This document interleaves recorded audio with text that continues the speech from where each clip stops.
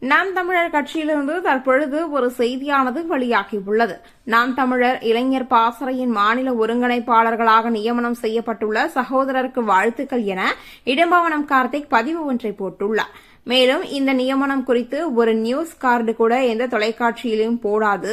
அதே சமயம் கட்சியை விட்டு விலகுகிறேன் என இவர்கள் ஒரு பதிவிட்டிருந்தால் வீட்டிற்கே கேமராவோடு சென்று பேட்டி கண்டிருப்பார்கள் ஊடகத்துறையின் கனவான்கள் என்று தற்பொழுது கூறியுள்ளார். வாழ்க ஊடகாரம் என்றும் இவர் பதிவிட்டுள்ளார். அதாவது நாம் தமிழர் கட்சி ஒருங்கிணைப்பாளர் சீமான் அவர்கள் வெளியிட்டுள்ள அறிவிப்பில் சென்னை மாவட்டம் விருகம்பாக்கம் தொகுதியைச் சேர்ந்த ப. பிரசாந்த் மற்றும் துறைமுகம் தொகுதியைச் சேர்ந்த பு. சுகன்ராஜ் ஆகியோர் நாம் தமிழர் கட்சி இளைஞர் பாசறையின் மாநில ஒருங்கிணைப்பாளர்களாக நியமிக்கப்படுகிறார்கள். இவர்களுக்கு கட்சியின் அனைத்து நிலை பொறுப்பாளர்களும் அன்பு உறவுகள் அனைவரும் முழு ஒத்துழைப்பு நல்குமாறு அன்போடு கேட்டுக் கொள்ளப்படுகிறார்கள்.